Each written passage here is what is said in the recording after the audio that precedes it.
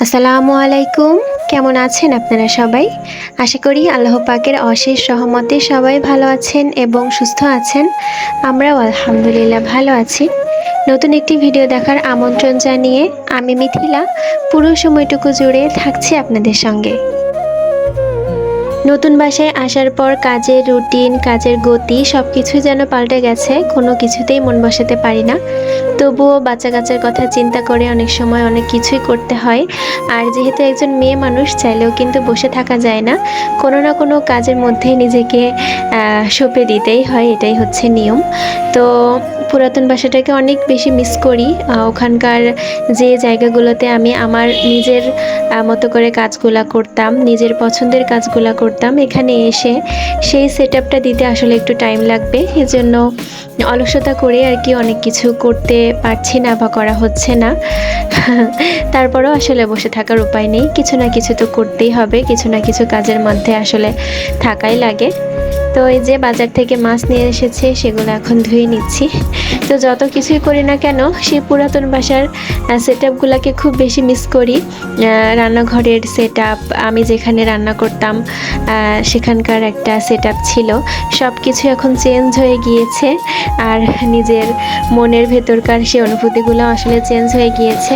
নতুন করে সব কিছু ফিরে পেতে আসলে একটু টাইম লাগবে। সে পর্যন্ত অন্যান্য টুকটাক কাজের মধ্যে দিয়ে যাচ্ছি।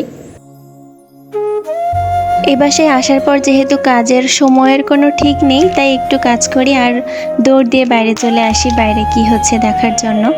যেহেতু সামনে সুন্দর একটা উঠান আছে, গাছপালা লাগানো, সবুজ দেখলে কিন্তু মনটা এমনি ভালো হয়ে যায়, চোখটা জুড়িয়ে যায়। আর যেহেতু মনের মধ্যে এখনও খারাপ লাগাটা আছে, তাই দৌড় দিয়ে চলে আসি বাইরে সবুজ গাছপালা দেখতে। আর আমাদের যে গাছগুলো আছে সেগুলো এখনও সুন্দর করে সাজিয়ে রাখা হয়নি, তবে প্ল্যান আছে এখানে আরও গাছপালা লাগাবো। সেদিক থেকে কিন্তু এই বাসায় এসে একটা প্লাস পয়েন্ট পেয়েছি।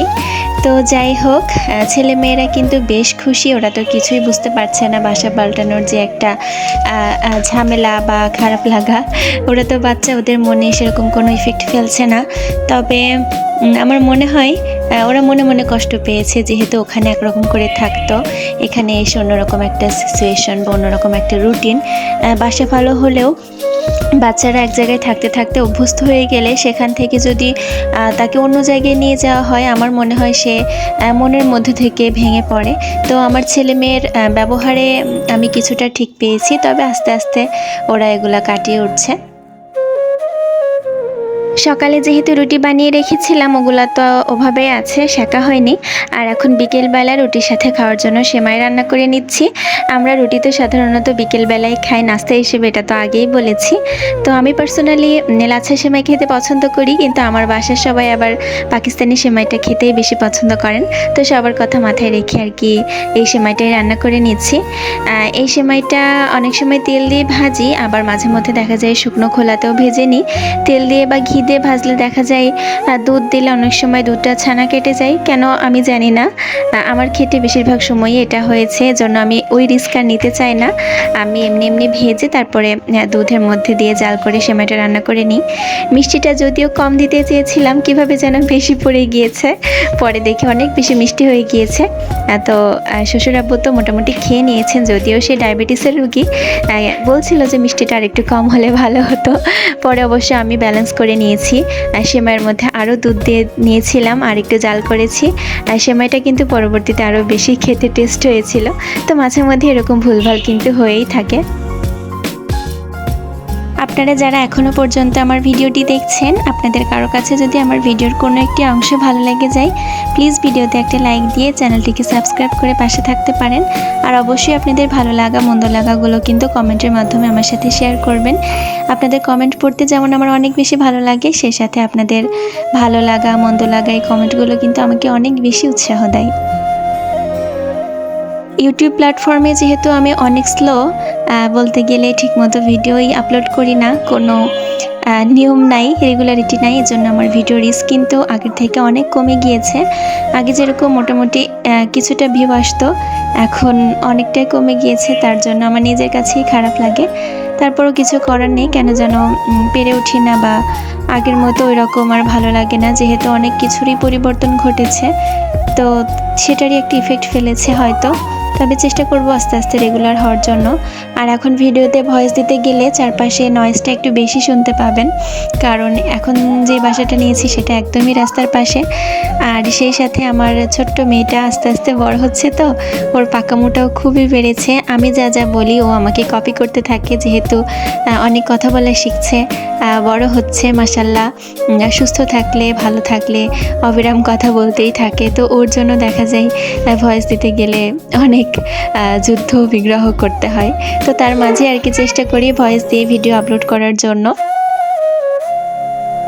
বিকেলের টুকটাক কাজকর্ম শেষ করে নাস্তা পানি শেষ করে বাচ্চা কাচ্চাকে নিয়ে ছাদে চলে এসেছি। ইদানিং এই বাসায় এসে ছাদে ওঠা হচ্ছে প্রায়শই, কারণ এই বাসায় ছাদে রেলিং আছে, সেই সাথে আমার গ্রাফিক্সের ট্রেনিংও তো এখনও শুরু হয়নি, এজন্য বিকেলবেলাটা বাসায় থাকা হয়, সময় আছে। আর আগেও ছাদে উঠতাম ওই বাসায় থাকতে, তবে ওই বাসার ছাদে আবার রেলিং ছিল না, এজন্য বাচ্চা কাচ্চাকে নিয়ে উঠতে একটু ভয়ই লাগতো আর কি। আর এখানে সেই ভয়টা নেই আলহামদুলিল্লাহ, এর জন্য আর কি সময় পেলে ছাদে চলে আসি। আর এত সুন্দর বাতাস বিকেলবেলা ছাদে, মনটাই ভালো হয়ে যায়। আর আজকে আমার ছোট বোনও এসেছে, এজন্য মনটা একটু বেশি ফুরফুরা। সবাইকে নিয়ে ছাদে এসেছি, খুব সুন্দর মুহূর্ত উপভোগ করছি। তো ছেলে মেয়েকে নিয়ে কাটানো এই মুহূর্তগুলোই আমার কাছে বেস্ট মনে হয় দিনের মধ্যে। ওদেরকে সময় দিতে পারলেই মনে হয় গুরু দায়িত্বটা পালন করতে পেরেছি। আর ওদেরকে সময় দিতে না পারলে দেখা যায় ওরা পেছন পেছন ঘুর করে এটা ওটার জন্য। কাজে ব্যস্ত থাকলে বিরক্ত লাগে, আবার ওরাও কষ্ট পায়, সব মিলে আর কি অন্যরকম একটা পরিবেশ হয়ে দাঁড়ায়। তো একটু সময় পেলে পরিবারকে সময় দেওয়া, নিজেকে সময় দেওয়া, এটা শরীরের জন্য যেরকম ভালো, মনটার জন্য ভালো, মনটার মধ্যে অনেক ফ্রেশ লাগে। তো সবাই মিলে দেখেন ছাদে খুব সুন্দর আমরা গল্প করছি আর হেঁটে বেড়াচ্ছি। সেই সাথে আপনাদের কাছ থেকেও বিদায় নিয়ে নিচ্ছি। সবাই ভালো থাকবেন, নতুন কোনো ভিডিও নিয়ে হাজির হব। আল্লাহ হাফেজ।